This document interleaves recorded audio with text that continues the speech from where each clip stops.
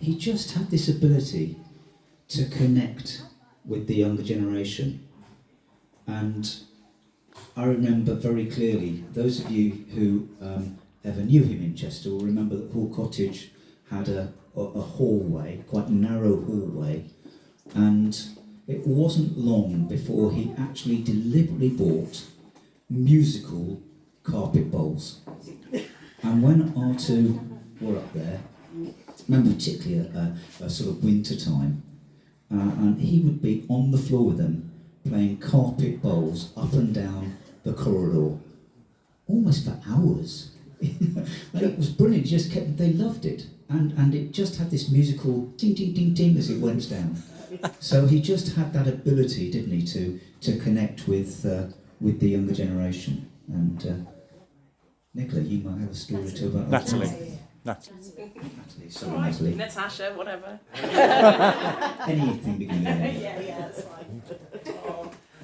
Well, we were privileged and honoured to be part of Dennis's extended family, and we started calling him Uncle Dennis quite quickly.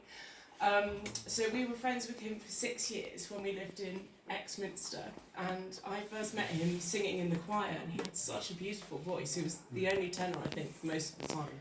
Yes. Oh, and he could really hold his own in that choir. It was wonderful. And the choir itself, we were such good friends, and he used to have a fabulous time in that choir every Friday night, and obviously on Sundays as well.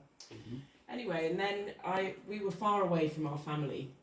My family were in Cambridge, and we had William, and Michael was at work often over weekends and things as well. And Dennis took me and William under his wing, and I'm so grateful to him. Sorry.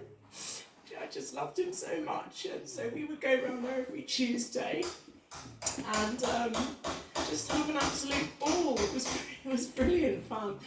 So we started when William was tiny. He was weeks old, and I just sort of put him on the carpet and just go, ooh, and Dennis and I would have tea. And then, he was a baby and then a toddler. And Dennis was so kind. He didn't seem to mind that William was putting sticky fingers everywhere and going and getting the ketchup out of the cupboard and all these toys and things that he had that were Veronica's.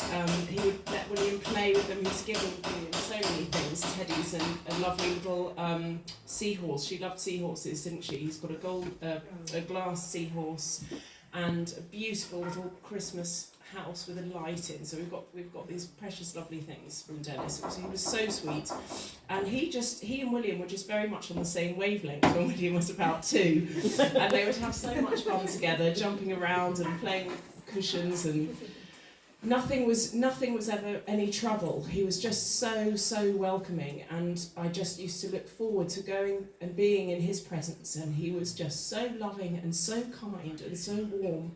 And that's the Jesus in him, actually, isn't it? And he was wonderful. He was so wonderful. So we're very, very privileged to be here with all of you, his proper family today. But he was our Exminster uncle, wasn't he? And you still remember him, William, don't you? I think that's testimony in itself, because not many children remember things from when they're younger than 2.5. So yeah, God bless him. Oh man.